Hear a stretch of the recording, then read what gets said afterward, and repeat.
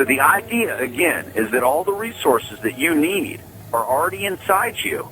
You just got to break through the fear. The fear, that's like the prison bars. It's the emergency brake. It's the chains you got to break free from. So those are some things that you can do to break through your fear. And if you can't, and you don't want to come out and join us, do something, and then come back on the call next week, and we're going to talk about it. Okay, and I'll bring you on the call, and we'll share experiences. So that's the plan. Now, what I want to do now, the call is at 1 hour, but I reserved a little bit more time. I want to bring on a couple of people here. I think Stephanie's willing to maybe come on and talk about an experience that she had with fear on one of the courses that we did recently. And I just want you to hear from her. I don't know if Valerie's still with us or Charles is still with us. I know, Valerie had the fear of snakes her whole life, deathly afraid of snakes. We were going to have is she with us today? Okay, great. And I don't know if they're willing to be on. I know you guys have got things to do, but if you're willing to stay on for a little bit of bonus time, I want to ask that you do that now. So, Stephanie, you want to go ahead and jump on the call here? Let's wait for her to unmute herself. Hey, everybody, can you hear me? I can hear you fine. Cool. Well, thank you, everybody, for getting on the call. I think the coolest experience that I had when we were out with the Adventure Club was on the free fall with the zip lining, and it was a 100-foot free fall, and there's part of me that's like, you know what, I'm cocky, I can do anything, and when I climbed that 100-foot tower and it was time for me to perform and jump, I couldn't do it, and I wasn't ready to do it. I didn't realize that I had the fear, and that's really what the cool thing is about doing all these different bioenergetic experiences, is that I was unconscious of this fear, and my pride was holding me back from really seeing it. So I went up on the tower, and I couldn't do it. So I actually walked all the way back down the tower, and then this was in like the second week in December, and then around Christmas time or the week after, I'm like, you know what, I want to leap into the new year and face my fear. So we called the place, and we went back down and did a zipline adventure and had a lot more people show up, which was so awesome. And Scott rehearsed with me. We did the techniques and everything, and I walked up the tower. And, one of the things that was different, with the strategy was typically what I do is I like to go first, and instead I let everybody else go first, and it was because I was scared. It wasn't because, I was doing them a favor, but it was because I was scared.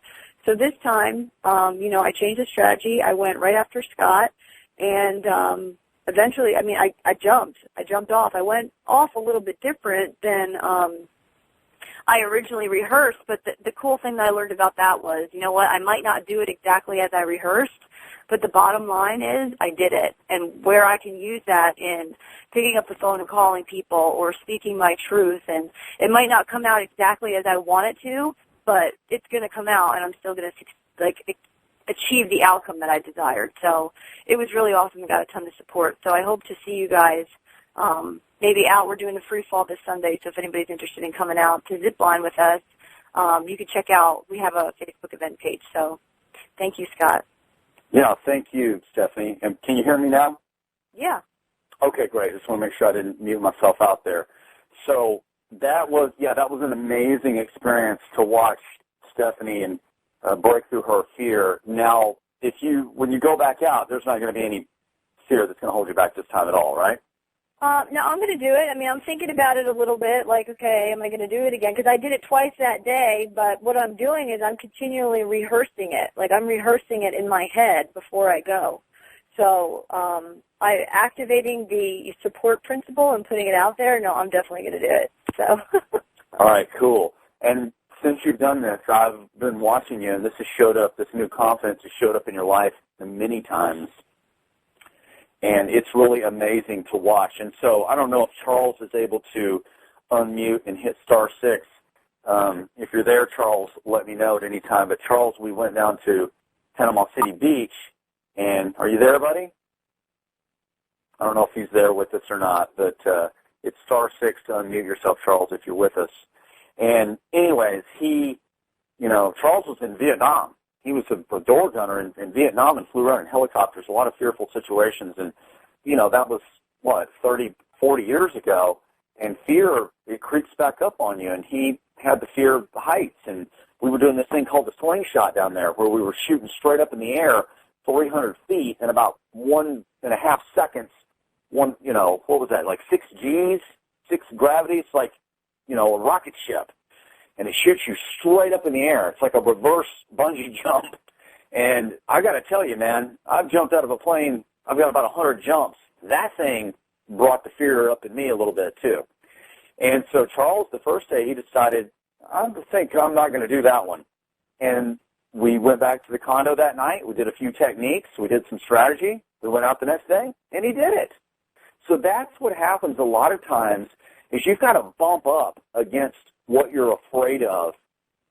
And because that's one of the main problems I see is people are unconscious of their fears. I see so many people that say, oh, I'm not afraid of anything. Their life is filled with fear. They're afraid of what people will think. They're afraid of what people will say. They're afraid of failure, and they don't even realize it. If anybody tells you, I'm not afraid of anything, those are the people that usually have the most fear in their life. And if you're one of those, I just want to let you know it's okay to admit you've got the fear. We all have it. We're human beings. If you're breathing and you're alive, fear is a constant. It constantly creeps into your life. So, I don't know, is Valerie still with us? Is Valerie Taylor, is she on the phone? This is Charles. Can you hear me? Oh, okay, Charles. Well, so just stay with us, Valerie. And so, Charles, did you hear everything that I was describing? Yes, I did. And I thought about the second day. I thought about, if I don't do this, slingshot ride, I'm going to let myself down. I'm going to be disappointed. I'm going to have these stories in my head that I was chicken, too afraid. And so I made a decision to step through it and get enough courage to go up to this crazy ride, the slingshot. And afterwards, after I did that, I got a huge shift. And this you also got to do something else down there too. You went on the parasail the next day too, didn't you?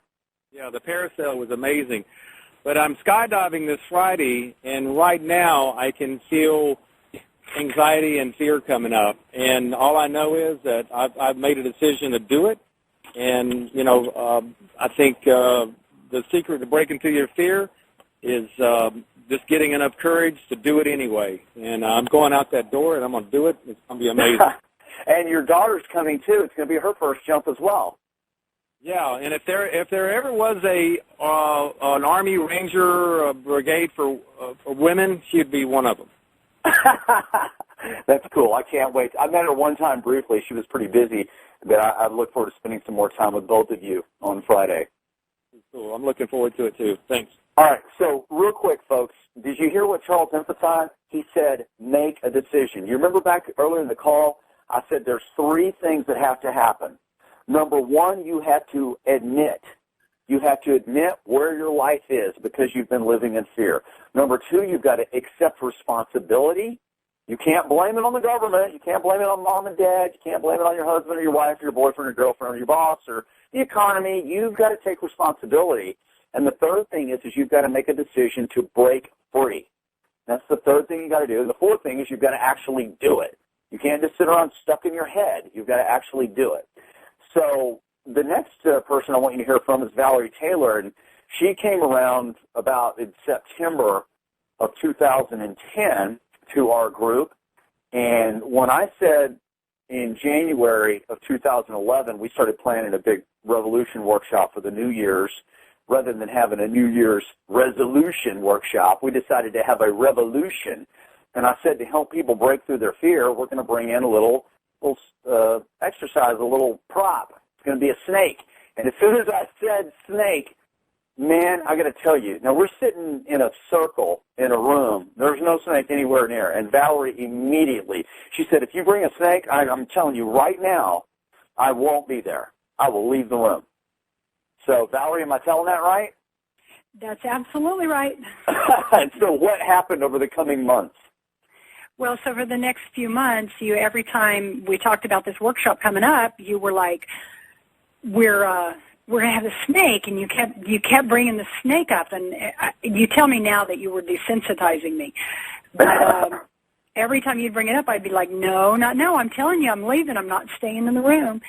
So the workshop came, and I still remember Jason coming down the aisle with the snake, and I was way over, and I was helping facilitate the workshop, but, man, I got way over to the edge of the room, and I was like, okay, I'm not – well, it wasn't very much longer, and I kind of got up behind the snake, and I touched him, and, well, first of all, once I realized the snake had a name, his name is Nico, and he's about probably, 10 feet long, yellow Burmese albino python, and he's beautiful.